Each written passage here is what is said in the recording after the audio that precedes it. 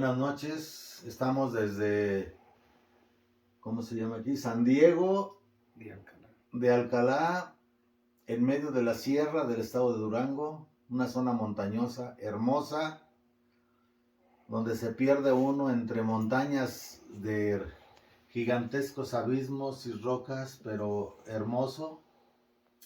Estamos aquí en la ciudad, en el pueblito de San Diego de Alcalá, que es la tierra natal del padre Pedro Apóstol Rogerio Gurrola, de la familia Gurrola de esta localidad.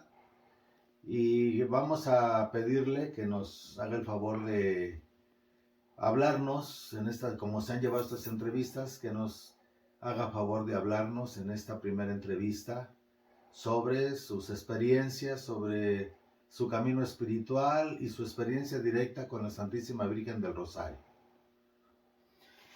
Bueno, pues yo aquí tuve experiencias extraordinarias desde un inicio.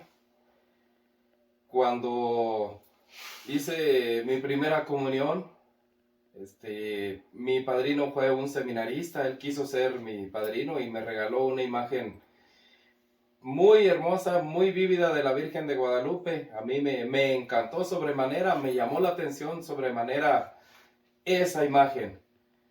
Se puede decir que me marcó para yo moverme a después elegir mi camino al sacerdocio. Después de aquí me fui a Chapingo, después de haber estudiado cerca de estos lugares, y en Chapingo encontré a los jóvenes del Rosario que seguían a la Santísima Virgen del Rosario. Andaba yo por otros grupos ahí, pero esos jóvenes me dijeron, hay un grupo que reza el rosario, si a ti te interesa el rosario, puedes ir con ellos. Me dijeron la compañía donde estaban y allí fue donde yo conocí a la Santísima Virgen del Rosario. Yo siempre que llegaba, desde que llegué, se me hizo como una imagen viva, porque la vi chapeadita siempre, y ya cuando terminábamos el rosario, ya se retiraban los jóvenes o nos íbamos, la imagen se volvía más opaca de cómo estaba cuando estábamos allí. Eso era algo que yo siempre vi, que yo siempre viví. Dentro de esas experiencias, a mí me tocó vivir una muy significativa, estando rezando el Santo Rosario, prácticamente en la pura esquina del santuario, de la capillita, ya no quedaba espacio para nadie y había alguien que estaba a un lado mío rezando el Santo Rosario con una voz preciosa, y yo volteaba a ver, pero pues si allí estaba ya la pared nomás. Pero fue una de las experiencias que a mí me tocó vivir. En la décima. En la décima compañía. Después de todo eso, ya llegó el padre Pedro Predicador, y gracias se puede decir a él, yo me interesé más en lo de la Nueva Jerusalén. Sí, yo no tenía unas tendencias definidas de decir quiero coches grandes, quiero tener una casa, quiero tener una familia, quiero vivir una vida normal como cualquier persona, ¿no? O sea, yo no tenía ninguna de esas tendencias. Platicando con él, pues yo comprendí que efectivamente ese era mi camino, o sea, irme a la Nueva Jerusalén. Me gustó, pero él sí me dijo, es importante que tú termines tu carrera y entonces sí ya te vas con mi Madre Santísima, si quieres, ¿verdad? O sea, no era una obligación, o sea, era como yo definiera. Yo, sí, con las peregrinaciones que él llevó, a mí me encantó el lugar. Realmente hay unas cosas muy importantes. Yo desde que llegué, igual allí a la Virgen en su cuadro donde está, en la Nueva Jerusalén, yo la vi prácticamente viva, o sea, como la veía cuando rezábamos el rosario. Bien chapeadita, bien bonita, o sea, y hubo algo después más significativo, porque a mí me tocó verle siempre su arete en el lado derecho. siempre brillaba como un diamante, un arete. En el cuadro donde ella está encarnada en cuerpo y alma. Así es, Padre, en el cuadro. Y es una cosa curiosa, Padre, porque pues sabemos que en el cuadro no se le ven los oídos a nuestra Madre Santísima. Así es. Pero así como tú has visto los aretes, mucha gente llegó a ver cosas parecidas. Entonces lo estamos comentando porque esto es un apoyo a mucha gente que ha llegado a ver a la Virgen con aretes o que inclusive le han llegado a ver el cabello. Prosigue, Padre. Y dentro de otras experiencias muy bonitas, nuestro celador de los varones, el Padre Pablo Apóstol, de vez en cuando acostumbraba que fuéramos a hacer la visita, pero pegados a donde esté la piaña, la piedra, pues, donde la Virgen pues reposó. Y yo pude ver un día, pues, a vista natural, o sea, estando allí, como había 3 montañas con toda su vegetación muy hermosa, y hasta que reaccioné, bueno, pero pues si yo estoy aquí, ¿cómo va 3 montañas completitas en tamaño pequeño o relativamente pequeño verse tan perfectamente? Amén de muchísimas otras cosas, o sea que yo sí viví bastantes vívidas experiencias. Muchas experiencias. Fueron muchas experiencias con ella. Me acuerdo una ya de sacerdote que me tocó la misa de las 3 de la mañana. De las 4, pero a las 3 había que levantarse, prepararse para celebrar la misa de 4. Y terminé la misa, pero cansadísimo. Bueno, recé tantito de acción de gracias de la Santa Misa y me fui yo a mi cama. En el cuarto que era donde había estado la Virgen, donde la Virgen de San Juan platicaba con la niña que platicaba. Y lo asombroso es que yo oí como si fuera un tren, con un ruidazo tremendo, o sea, cruel, es metálico, se oía casi como si fuera nada chocando, aquello era estruendoso allí. Y yo le dije, ay, madre mía, estoy tan cansado que, pues, quítame eso, que quién sabe qué será. Yo sí capté que era algo negativo, era algo demoníaco tal vez. Y ya de cuenta como si fuera un aire fresco y todo aquello se fue en un abrir y cerrar de ojos. O sea, son muchísimas experiencias que ya no es fácil acordarse de tantas. Pero yo sí llegué a ver muchas cosas, o sea, en ella. O sea, verla casi viva, casi siempre era común para mí. En Chapingo era algo tan natural. Y después me di cuenta que en realidad no era así, en realidad su cuadro... Porque los demás no veían. Exacto, los demás no veían que estaba como viva. Una vez, y eso no me costó a mí, ¿verdad? Pero resulta que habíamos 3, no llegó nadie más a rezar el Santo Rosario en Chapingo. Bueno, pues hay 3, nomás 3. Pues vamos a... No, hay que esperar a que lleguen los demás. Pero ya es la hora, pues no, hay que esperar. Y la Virgen se dio la vuelta y nos dio la espalda. Yo nomás la sentí, la percibí, pero los demás compañeros, los otros 2 que estaban ahí, sí la vieron. Que en el cuadro que tenían en Chapingo, la Virgen se dio la espalda. La Virgen se dio la vuelta y nos dio la espalda. Entonces ya, no, pues vamos rezando.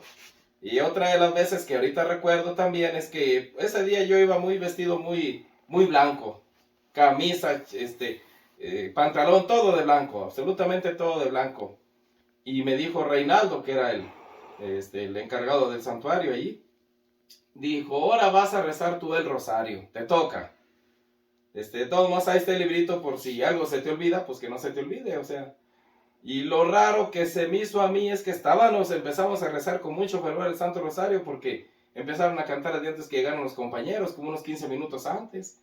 Muchas alabanzas, y luego ya, pues llegó la hora del rosario, órale, ponte ahí tú junto a la Virgen. Abajo del cuadro, ahí estaba. Y de repente se fueron callando todos, se fueron callando todos, se fueron callando todos. Bueno, pues ya casi tenía que contestar yo el Santo Rosario también. Dije, ¿qué pasa aquí? ¿Qué sucede? Y termino y le digo, bueno, ¿qué pasó? No, pues empezaron a salir nomás. Se fueron unos, se fueron otros. Y ya me fui yo a ver a Pedro, a Peter Cadó. Me dice, ¿sabes qué, Gurrola? Es que yo traigo unos problemas. Y yo le pedí a la Virgen que yo quería verla viva. Y asómbrate, Gurrola, dijo, yo no podía yo estaba asombrado de que el manto era tan inmenso, se veía el mundo bajo ella y el manto era tan inmenso que no le vi a fin yo por ningún lado. Pedro Peter Cadón. Y me voy a ver a Reinaldo, nosotros le decíamos Rey, y dice, Gurrola, fíjate que pasó esto. Lo mismo, él vio exactamente lo mismo. Y me fue a ver a Sabás. Y le dije, bueno, Sabás, ¿tú qué viste o qué pasa? Y me describió lo mismo. Pero fue una experiencia, bueno, yo estaba rezando el rosario, pero yo sentía el aire por abajo de mí, o sea, como si me hubieran levantado del suelo, o sea, el aire lo sentía por abajo de los pies, y eso que estaba hincado exactamente, o sea. Entonces ahí se dieron muchas cosas que, bueno, nosotros tuvimos la oportunidad de vivirlas. De Chapingo, pues solo una nota, de Chapingo en Chapingo, desde la primera vez que se puso el altar de la Virgen del Rosario en el año de 1986, fines del 86, 87, hasta el tiempo en que yo ya no estaba de pie en Chapingo, pero ustedes siguieron el Rosario. Chapingo tuvo que guardar muchos secretos. Los muchachos de Chapingo saben muchas cosas. Hubo muchas experiencias sobrenaturales en Chapingo, palpables. Los maestros que son de línea masónica nunca pudieron pues deshacer o desvanecer lo que estaba allí, pero los muchachos que iban a rezar el rosario ahí, las diferentes generaciones que les tocó rezar ahí el rosario, con el cuadro Santísima Virgen, porque estaban abanderados, yo los abanderé. Ellos, pues muchos, así como el padre está platicando, todos tienen algo que platicar, pero siempre pensamos que en la Nueva Jerusalén, por cosas y por las situaciones como se encontraban, había cosas que la verdad no se podían platicar, ¿no? Porque no lo iban a entender, ¿no? Así es, padre. No lo iban a entender. Una experiencia muy, muy especial que tuve yo entrando a los pocos días, como a la semana y media más o menos, es que llegó uno de los jóvenes que había ido al rosario en un principio, pero andaba desbalagado. Decían que parecía que controlaba duendes, ¿verdad? Adán, se llamaba Adán el joven. Uh-huh. Y llegó poseído. Vio a los muchachos principales, a Reinaldo, a Sabás, y terminó el Santo Rosario, lo rezamos, y el joven allí, pues, poseído allí, muy descontrolado allí, dijeron, vamos, tenemos que ayudarlo. Dijo, Rey, déjame traigo mi espada de San Roberto, estaba abanderada, era la abanderada de San Roberto, déjame traigo mi espada y mi rosario especial, dijo, y vamos a trabajar. Pero el que tenga miedo, váyase. Si alguien tiene miedo de que los diablos puedan entrarle, pues váyase. Yo no me fui, yo dije, bueno, ellos van a irse al cuarto de Reinaldo, van a trabajar para sacarle los diablos a ese muchacho. Iban a rezar. Y yo voy desde aquí yo rezo, yo le pido a la Virgen que les ayude, o sea, a ver qué se hace. Lo extraño es que quedaba el pasillo entre el cuarto de ellos y el santuario, y se veían ahí las chispas como si fuera una pulidora. Yo veía las chispas que pasaban a través de la pared para donde yo estaba en el santuario. Cuando terminaron, ya estaba el muchacho ya normal, se veía normal. Adán, y le dijo, bueno, ¿qué pasó aquí? Lo que pasó, dice, es que gracias a la ayuda de la Virgen y gracias a San Roberto, pudimos sacarle los diablos, pudimos poner natural ya bien a Adán. Y le decía yo, ¿y qué sucede o cómo está el asunto? No, dice, fue una lucha como de energías. Nosotros rezábamos dice, salían como energías como si fueran luz, que le tocaban, lo aventaban al demonio porque lo veían, ellos decían que lo veían. Y dice, y él se protegía, se cuidaba, se ponía como escudo para defenderse. Dijo, hasta que de todos modos se fue.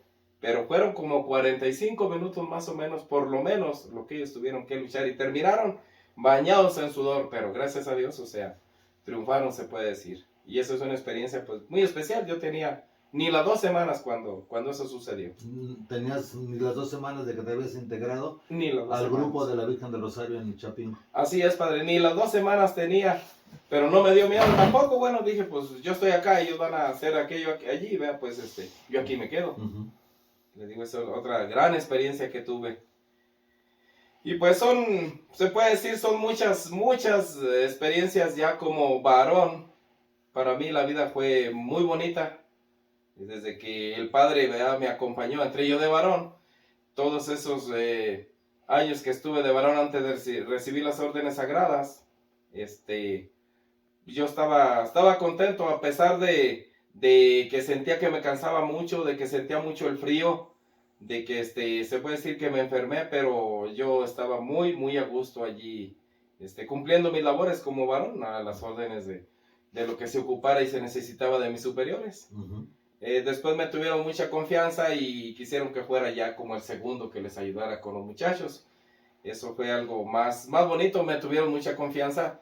Había muchos jóvenes que eran, pues como decimos nosotros, eran indios, que no sabían ni siquiera hablar el español, pero gracias a la ayuda que dio un tal libro mágico y todo lo que conlleva, los muchachos aprendieron a hablar el español, a escribir el español, y fueron buenos muchachos, o sea, estando allí fueron con muy buenas funciones.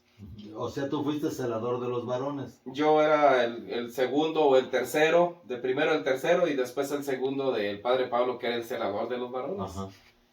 Hasta que llegó el momento en que decidieron que ya era importante cambiar de celador, y el padre Pablo, el padre Felipe, apóstol, los dos, le pidieron a papá Nabor que yo fuera el que me quedara con el grupo. Padre Pablo siempre decía, es que el padre Pedro apóstol es una miel y yo soy una hiel. No, le digo, es que se ocupa también, pues, tener disciplina y todo, ¿verdad? Pero sí, gracias a Dios los muchachos trabajaron muy bien conmigo. Hasta que, pues, se dieron los problemas, pues, del vidente, y entonces sí ya se hizo lo que se conoce como la división, pues. Pero hasta entonces se puede decir, yo viví una vida, bien llevada. Eso sí, después era mucho el trabajo que tenía, porque tenía 4 o hasta 5 cargos, que desempeñar. Pero, aún así Dios me dio la fuerza, pues, para, se puede decir, llevarlos a cabo. A veces, lo temprano allá, a los 1000 años, dijo aquel, o sea, días que era raro que me acostara a las 11, 11:30 o 12, normalmente a veces hasta la 1 de la mañana, y cuando me tocaba la misa de 4, pues a las 3 de la mañana, pero con ti todo fue muy satisfactorio todo el tiempo que yo estuve allí con los compañeros sacerdotes. ¿Qué nos puedes platicar de papá Nabor, tu relación personal con él, independientemente del asunto de los videntes? Ahorita fuera del asunto de los videntes y de los mensajes, que eso te lo vamos a preguntar más al rato, pero ¿cuál fue tu relación directa con papá Nabor? Dentro de esas experiencias que tú tenías con la Virgen, ¿tú le platicabas a él o llegaste a... o cuál era tu trato? Porque él, tú sabes que siempre a cada uno le daba un trato especial, ¿no? Y por lo mismo también había ciertas confianzas que él se tomaba dentro de su ministerio con aquellos con los que o convivía o confiaba más. ¿Qué nos puedes platicar de eso? Tu experiencia directa con papá Nabor. No, pues mi experiencia directa sí fue, importante. Me acuerdo que una vez, el día de mi santo, él fue el último que salió a almorzar, solo ya, papá Nabor, y le dijo al padre Ambrosio, ve, dile a Pedro que quiero que van a almorzar conmigo. Ahí platicamos, pues, me preguntaba algunas cosas, cómo es tu rancho, cómo está tu gente, qué dicen de la Virgen. Algo que se me quedó es que dijo, por ti va a venir tu gente, va a entrar a la ola de la Virgen por ti. Eso es algo que él me dijo así. Pero yo no era de los que, teniendo el cargo de varón, encargado de los varones, fuera yo a darme tanta vuelta, aunque él acostumbraba que fuéramos seguido con los muchachos para platicar con ellos. Hubo un buen tiempo que así le hacía. Íbamos nosotros, Antes iban los franciscanos, después los seminaristas, o sea, Antes, hubo un tiempo en muy la, bonito. en la bendición antes de dormirse, pasaban los grupos. Sí, pasaban los grupos y a mí me tocó que eso volviera como a revivirse porque duró un tiempo que no era así. Pero en el tiempo que yo, era el segmento que dijo, por ti va a venir tu gente, va a entrar a la ola de la Virgen por ti. Eso es algo que él me dijo así. Pero yo no era de los que teniendo el cargo de varón, encargado de los varones, fuera yo a darme tanta vuelta, aunque él acostumbraba que fuéramos seguido con los muchachos para platicar con ellos. Hubo un buen tiempo que así le hacía. Íbamos nosotros, antes iban los franciscanos, después los seminaristas, o sea, antes, hubo un tiempo muy bonito. En la bendición antes de dormirse, pasaban los grupos. Sí, pasaban los grupos y a mí me tocó que eso volviera como a revivirse porque duró un tiempo que no era así. Pero en el tiempo que yo era el segundo, todavía el segundo, él pedía que fuera y a veces incluso el padre Pablo no iba porque pues esto, lo otro fue vino o sea, a lo mejor él le diría que hiciera otras cosas y yo tenía que llevar a los muchachos. Pero era muy bonito porque se veía su paternalidad de papá Nabor. Muy paternal con los muchachos, platicar como quien habla con los hijos allí. ¿Cómo andas tú? A ver, y aquel que hace, y tú, Sinfo, ¿qué dices? Y a ver, y así a cada muchacho de los que estaban allí, algo les preguntaba, algo les decía, y estos muchachos que ya aprendieron a ayudar misa. Ayudar misa, ya esto, ya lo otro, de todo se interesaba. Fue un tiempo muy bonito con papá Nabor ese. Pero realmente mi relación personal así tan grande con él no fue así en forma. Lo que yo sí me di cuenta es que sí me tenía en mucha estima. Pero una vez uno de los padres, el padre Moy, ya en paz descanse, celebró la misa de 4. A mí me tocó ir a la misa de 4 porque estaba muy enfermo de gripa y yo no quería perderme la misa. Pues voy a la misa de 4, dije voy a ver qué. Llegué y el padre ya estaba pues listo para revestirse y nadie, ya eran las 4. Y le dije, padre Moy, ¿qué pasa? Dijo, pues lo que pasa es que mi acólito nunca vino. Y le dije, no se preocupe, padre, yo le ayudo a la misa. Estoy griposo y todo eso, pero yo le ayudo a la misa. Y en la mañana pasa por cerca del curato, tenía la puerta abierta y le dice, Moisés, ven acá. A ver, ¿qué estás haciendo? No, papá Nabor, pues aquí ando, mire. ¿Qué hiciste? ¿Dónde celebraste misa? Papá Nabor, me tocó la misa de 4. Ah, qué bueno. ¿Y qué tal te fue? No, pues papá Nabor, no llegaba el acólito. Y luego, ¿quién te ayudó? Pues el padre Pedro es que tiene mucha gripa, pero no quiso perderse la misa y vino a mi misa. Y cuando vio que no llegaba el acólito me ayudó y me dice, te digo que Pedro es humilde. Y le dije yo, no, pues como dice papá Nabor, mientras me soben como a los gatos, pues yo feliz. Le dije, pero y luego si me trincan por ahí la cola, me trincan los pelos, pues voy a sacar las uñas. Le dije, de humildad de gato es la que tengo, yo creo. No va a servir el padre, ¿verdad? Pero es una de las experiencias, pues, muy bonitas. Otra fue cuando ya él ya no podía celebrar y teníamos que celebrarle. Pues nosotros los padres más jóvenes era raro, pero hubo un tiempo que nos pusieron a unos cuantos. Yo fui uno de esos. Y acababa de pasar el día de su santo de él. Le regalaron pues varias cosas y dijo, a ver Ambrosio, terminé la misa. Dijo, tráete las sábanas para Pedro. Y bueno, a lo mejor pues vería que no tendría yo algo de sábanas o qué sé yo, porque pasaba ahí por Santa Juanita donde yo vivía. Era donde hablaba con la niña y me decía, Adán, ¿dónde estás, Adán? Y ya salía yo, aquí está mi papá Nabor. Y yo no sé por qué me decía eso, ¿verdad? Pero, o sea, yo supe por varios padres que a mí sí me tenía grande estimación. Sería por sí mismo, sería porque mi compañero Ambrosio, también chapinguero, ¿verdad? Eran los que lo cuidaban y estimaba pues, o veía también que el padre Ambrosio era una persona de mucha valía. No él, no solo él, sino los otros dos, o sea, todos los que lo cuidaban eran muy buenos muchachos, uno monje, otro varón, y el padre Ambrosio pues era muy cuidadoso. Entonces, gracias a Dios, pues yo puedo decir que me tuvo mucha estimación. A papá Nabor, a mí, gracias a Dios. Bueno, Antes de entrar en el tema de los videntes, me gustaría que nos hablaras de tu relación con el obispo Santiago el Mayor. ¿Qué nos puedes decir de Santiago el Mayor, de ese ser que, pues de ese ser que todos conocemos y que todos respetamos?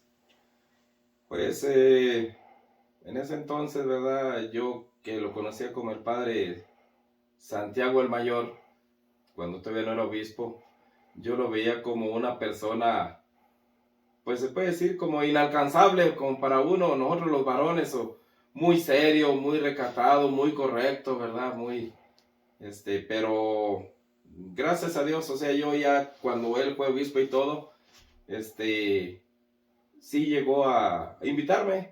Pedro, ven conmigo, acá tengo algo que comer, ven un rato, vamos a platicar, o sea, y estando ahí adentro todavía. Y algunas que otras veces, ¿verdad? Pues bueno, no hay con quién más confesarse, pues voy con con el Padre Santiago, cuando era el Padre Santiago. Y no, sí, o sea, mi relación personal con él puedo decir que es una relación muy bonita, porque a mí yo nunca le vi malos modos, ni conmigo no. Conmigo siempre fue muy correcto, muy paternal, muy amigable. Una persona pues que podíamos hablar de lo que él quisiera hablar, o sea, y me preguntaba, ¿cómo la ves? ¿O tú qué dices? ¿O qué? Esto, lo otro.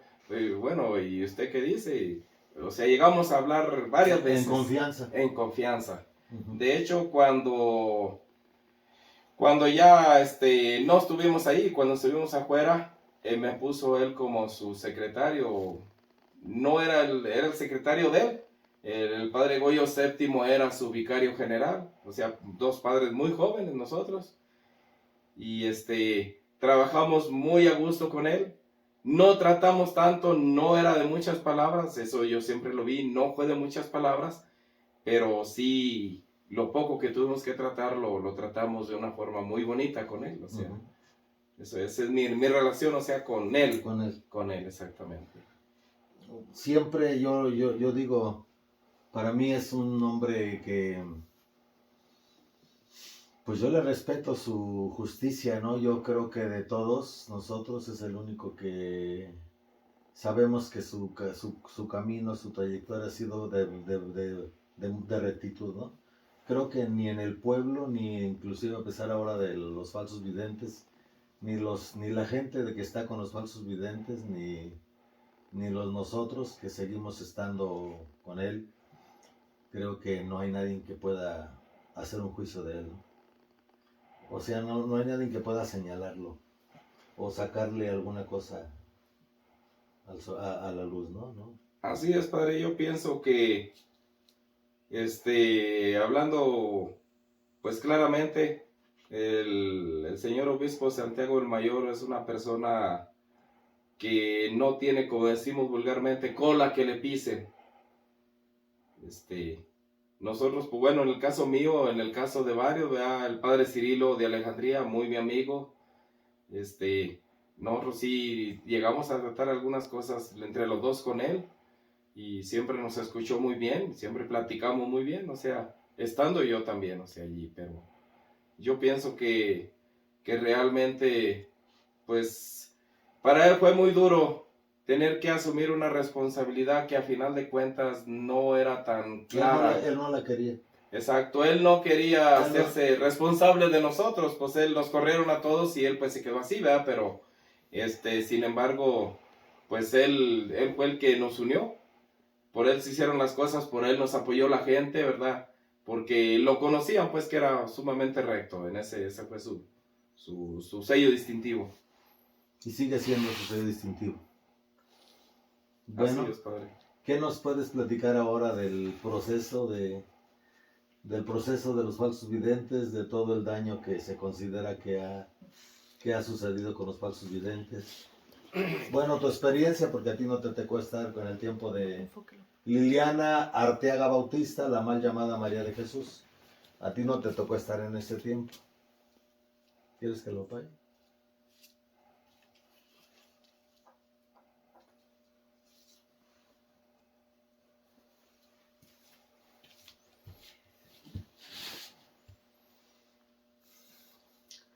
que a ti no te tocó estar con Liliana Arteaga Bautista, la mal llamada María de Jesús, pero dentro de tu experiencia con este vidente, con el que se considera un segundo falso vidente, ¿cómo tú podías expresar tu experiencia y los frutos que esto dio, frutos buenos, frutos negativos? Pues bueno, a mí me tocó estar exactamente de los 6 jóvenes, eran 3 seminaristas, y éramos, si bien recuerdo, 2 varones y un franciscano, que después de que él regresó de Morelia, que salió libre, por así decirlo, que supuestamente no le encontraron ningún fallo, él regresó a su casa allí en la Nueva Jerusalén y a nosotros nos mandaron, nosotros no sabíamos por qué nos mandaron a estar con él, pero él siempre nos dijo que él se sentía muy a gusto y muy contento de que los jóvenes seminaristas que estábamos ahí con él, pues se sentía muy a gusto, muy tranquilo. Yo podría decir que desgraciadamente hubo muchos frutos, o por no decir prácticamente en su inmensa mayoría, todos los frutos, o casi todos los frutos de este señor vidente fueron negativos, porque hubo muchos errores que fueron mentiras. Mensajes que no eran ciertos. Mensajes que no eran ciertos. Yo recuerdo de un joven seminarista muy sencillo él, de San Juan de Capistrano, que era de Santiago Mezquititlán, en Querétaro, de aquellas capillas, llegó ahí como seminarista, y resulta que hubo un accidente. En ese accidente, si bien recuerdo, se mató su hermana. Pues acá en el mensaje que él sacó dijo que se habían muerto todos, que se había muerto también el esposo de la señora. Papá Nabor quería que su vicario, o sea, el secretario de la mitra, el padre Carlos Borromeo, fuera y le leyera los mensajes allá, en las capillas de donde era el muchacho. Pero no quiso, porque dijo, es que son mentiras. ¿Cómo Papá Nabor va a quedar la fe de la pobre gente?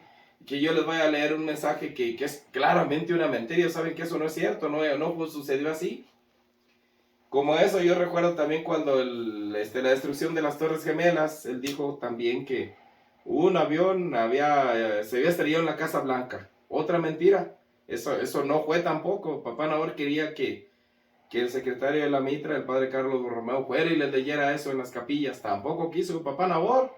¿Qué van a decir? Se va a ir abajo la poca fe que tenga la gente ahorita con este señor. Entonces esas son mentiras manifiestas que a nosotros nos constó que eran unas mentiras, pero mentiras. Pero dentro de esas cosas, una de las cosas muy graves que nosotros sí vimos muy grave, fue de que salió un mensaje que decía que él podía matar 3, 4, 15, 20 y no pecaba. Pues ¿cómo no iba a pecar? O sea, otra de las situaciones más graves que se dio en el convento es que yendo él al convento, le dijo los mensajes de los bienaventurados que él valía más que los sacerdotes. Entonces son varias cosas por el estilo que van en contra de lo que es la doctrina de la iglesia y de lo que es pues la jerarquía que se tiene. Son situaciones, bueno, nosotros lo vimos muy graves, pero pues ya al último, en vez de darnos corajes, hasta nos daba risa de tantas cosas que sacaba que eran unos horrores bárbaros. Dentro de esas cosas hubo muchas calumnias a sacerdotes que no quisieron someterse a lo que él quería. O sea, cuando los sacerdotes o alguien no quería someterse a sus mensajes o negaba que sus mensajes fueran verdaderos, los atacaba o hacía alguna cosa o los denigraba o creaba mensajes para denigrarlos. Así es, padre. A mí me consta porque yo fui vicario parroquial, con autorización de Papá Nabor, y siendo el párroco, el padre Pedro Bautista, de que el padre Pedro Bautista no quiso someterse a algunas cosas que él quería, y lo atacó públicamente con mensajes en contra de él. Bueno, eso sí le dolió mucho a él. Otras cosas, y siempre que podía alcanzaba también al señor Santiago y a otros que sabía claramente que no creían en él o que no creían pues en lo que él decía. Entonces, cada quien lo tomaba de diferente manera. A algunos les dolía mucho, algunos, oiga papá, ¿y qué les decía papá Nabor? Aguántense como yo me aguanto. Eso yo sé que a varios les llegó a decir, aguántense como yo me aguanto. Para mí eso significa que se daba cuenta de los errores del Señor, pero se aguantaba. No sé por qué, pero alguno de los que me encantó su posición era el señor Santiago, porque él siempre decía, hoy nomás Pedro, ¿cómo la ves, señor? No, dice, pues otra flor para mi maceta. Dijo, olvídate, voy a tener un macetero de primera. Dijo, con cuánta flor que me eche el señor. Pero esa es una posición muy madura, muy sin tomarle en consideración los errores al señor o los ataques que hacía. Así es, claro. Dentro de esos mensajes negativos, yo tuve, ahorita lo voy a decir aquí, yo tuve esa experiencia. Yo no conviví mucho con el Señor, no voy a tratar otros asuntos que son más graves de momento. Que la idea es que inclusive el gobierno vea estos videos y se entere de lo que estamos publicando en asuntos religiosos de México, sobre todo. Pero a mí me tocó en una ocasión, parece que había dentro de los primeros convertidos a la obra de la Virgen, un ingeniero que era muy querido de la Virgen, un hombre que había sido seminarista y había estudiado todos los estudios eclesiásticos, pero no tenía la vocación para ser sacerdote. Él sale, se casa, el ingeniero Tomás Moreno Carvanes, que la Virgen a través de mamá Salomé le llamó la palomita mensajera. Él fue un hombre que dejó de ir a la ermita porque ya se puso muy enfermo, ya no podía ir. Y en una ocasión, don Agapito, yo creo que papá Nabor mandó preguntarle a don Agapito qué había sido de el ingeniero Carvantes. Y parece que salió un mensaje, el Señor dio un mensaje que el cielo le había revelado, o los bienaventurados le habían revelado, que el ingeniero Carvantes ya había muerto y que estaba en el infierno. Entonces,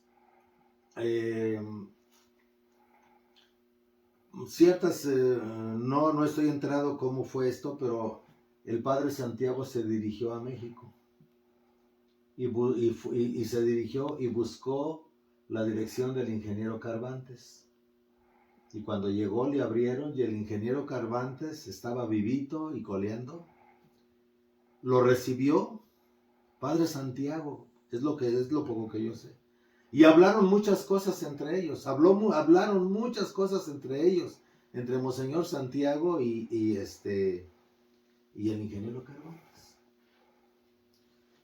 En una de esas ocasiones yo llegué a la ermita y me dice Monseñor Santiago, ¿cómo ves? Que es que en el mensaje salió que ya está muerto el ingeniero Carvantes. Y me dijo, esta es la dirección.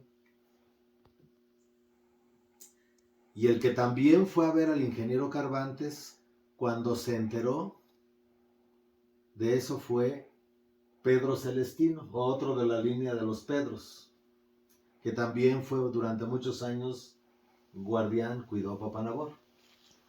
Él también fue a ver al ingeniero Carvantes, platicaron con el ingeniero Carvantes. No sé si Santiago, aquí, no esto para no mentir, no sé si Santiago fue el primero que fue o fue Celestino y Celestino le dio la dirección, pero la cosa es que los dos hablaron con el ingeniero Carvantes y estaba vivo, ¿no? Y después, cuando le reclamó Papá Nabor a don Agapito, al falso vidente, don Agapito dijo que no, que se había muerto y que luego había resucitado, que había tenido una experiencia cercana a la muerte. No es cierto. Después de eso, Cuando a mí me entregaron la dirección, yo fui y platiqué con el ingeniero Carvantes personalmente. Y me dijo, mi vida ha sido así, así, dejé de ir a la ermita por estas circunstancias. Hablamos muchas cosas que quedarán entre nosotros. Hablamos muchas cosas que quedarán entre nosotros, que quedaron y quedarán.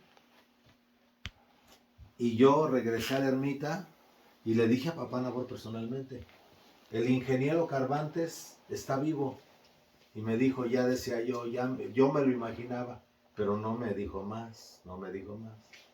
Como que Papá Nabor conmigo, por toda mi trayectoria, sabía que, pues que yo era demasiado rebelde, ¿no? Que por un momento dado sí podía cuestionarlo, ¿no? Así Que es. de cómo estaba creyendo en estas cosas. Pero yo te quiero hacer una pregunta. Esa fue para mí una gran prueba de que lo de Don Agapito era falso. Tengo más. Inclusive el obispo Néstor tuvo muchas pruebas de que eso no era cierto. El monseñor Néstor y los obispos que consagraron a Papá Nabor le pusieron varias pruebas a Don Agapito y no las pasó, pero nunca se lo dijeron, para no malograr la consagración de Papá Nabor. Eso fue algo que ya tú sabes, ya te platiqué cómo estuvo todo eso, y ya los padres saben cómo estuvo todo eso. Pero hay algo que yo quiero que tú me cerciores. A mí me dijeron que hubo un mensaje donde Don Agapito decía que ya no era válido ni los primeros mensajes y que ni siquiera la doctrina de Cristo, que ni siquiera los evangelios, que ni siquiera la doctrina de Cristo. Esto yo quiero que tú me lo confirmes. Así es, padre, yo me acuerdo muy bien de la esencia de ese mensaje.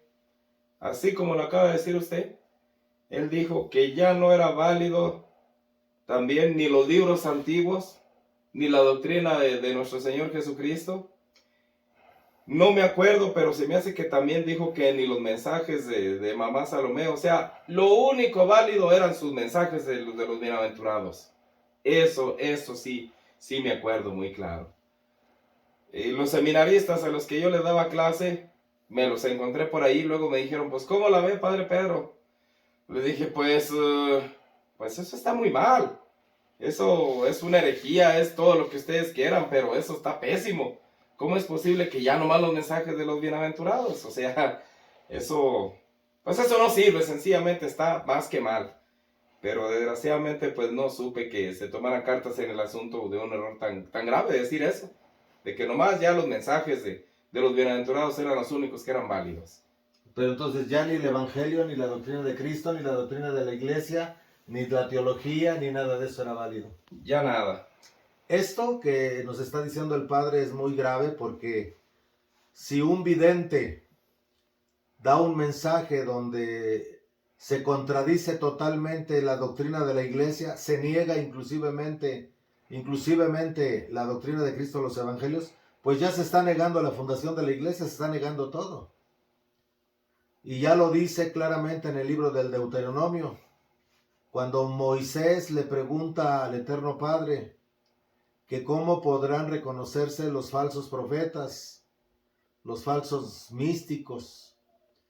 Dice, si alguien dice algo y dice que yo se lo dije y no se cumple, tenlo como falso profeta. No le creas ni le respetes. Está en el libro del Deuteronomio, en la Sagrada Escritura.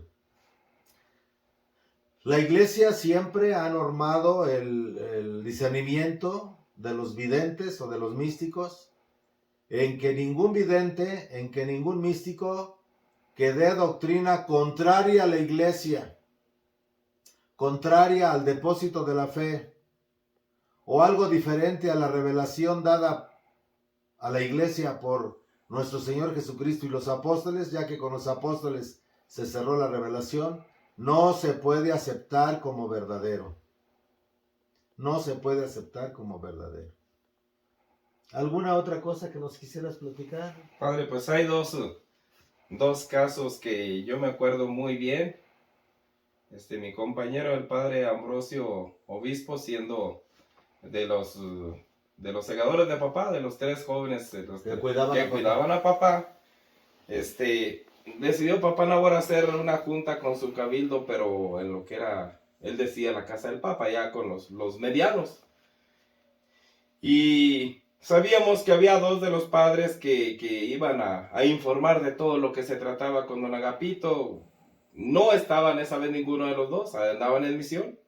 Entonces, el padre Ambrosio le dijo a papá Nabor después que terminó la junta del cabildo, y pues él fue con papá Nabor a llevarlo allá y tratar. Le dijo, oiga, papá Nabor, ¿qué le parece si les preguntamos a los bienaventurados qué dicen de lo que se trató? ¿Qué opinan? ¿Qué proponen? ¿Ellos qué dicen pues de eso? Me parece muy bien, Ambrosio. Haz la carta.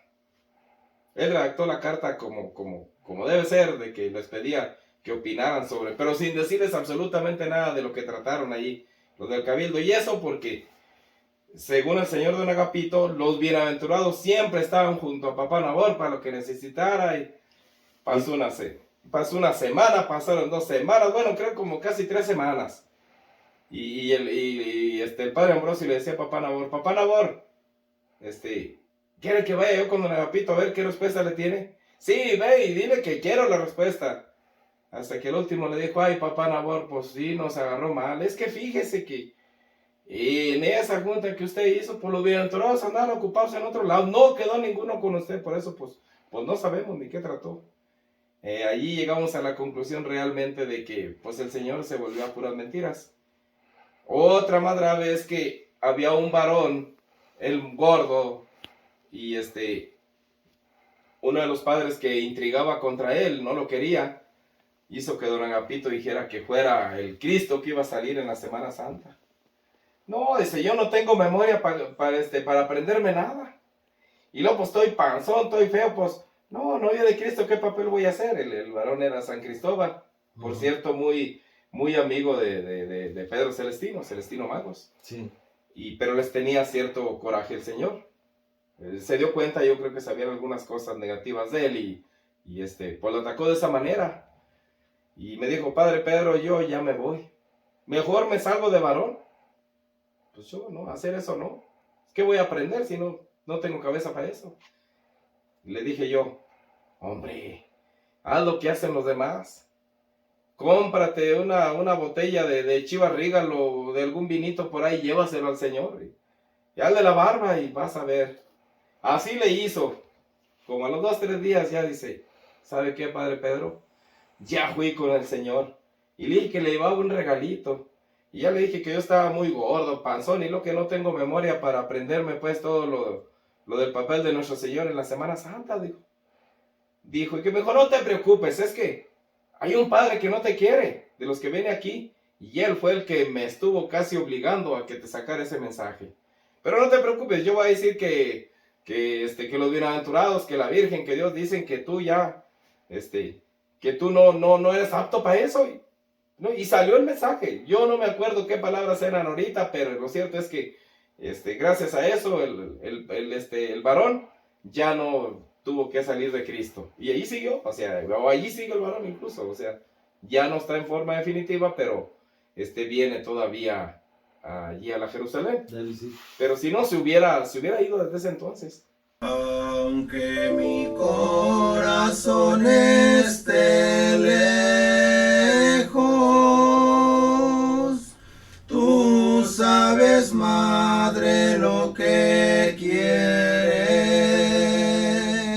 Llénalo, madre, llénalo, madre.